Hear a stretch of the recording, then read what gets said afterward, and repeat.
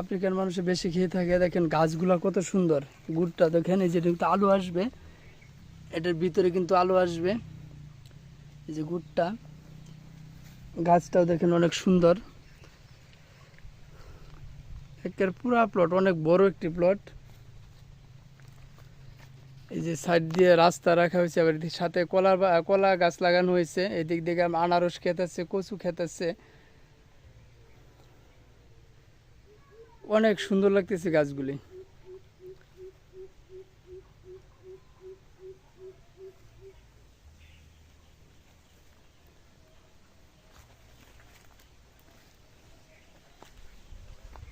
অনেক ভালো লাগতেছে। দেখেন গাছগুলা কিরকম থুবা সিস্টেম ধরা গেছে, ফুল গাছ আছে না কিছু এরকম। দেখেন গাছটা অনেক সুন্দর।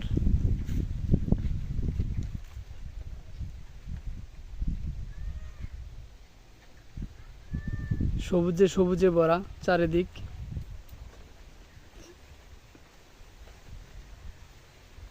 এই সাইডটাও একটু ঘুরে দেখাই। প্লটটা যেহেতু বড়, পুরোটা ওইভাবে ঘুরে দেখানো যাচ্ছে না, যতটুকু পারছি আমি দেখাচ্ছি।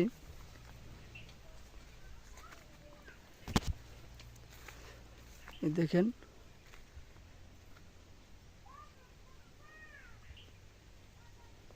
এটাকে শিকমাই আলু বলে।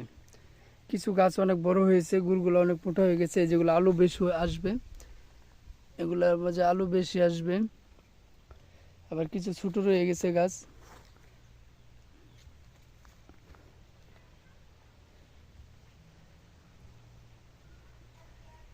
দেখেন প্লটটা দেখাচ্ছি ঘুরে ঘুরে।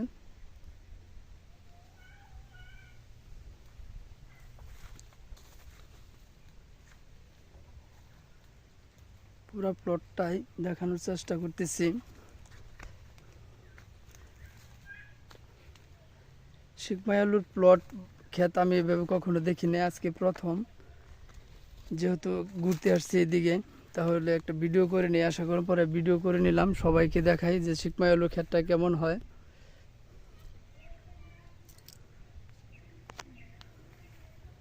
বিশাল বড় একটি প্লট।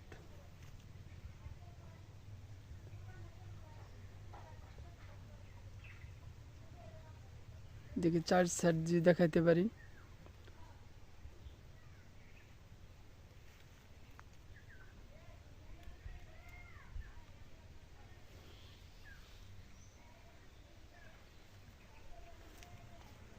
প্রচুর রোদ উঠছে আজকে।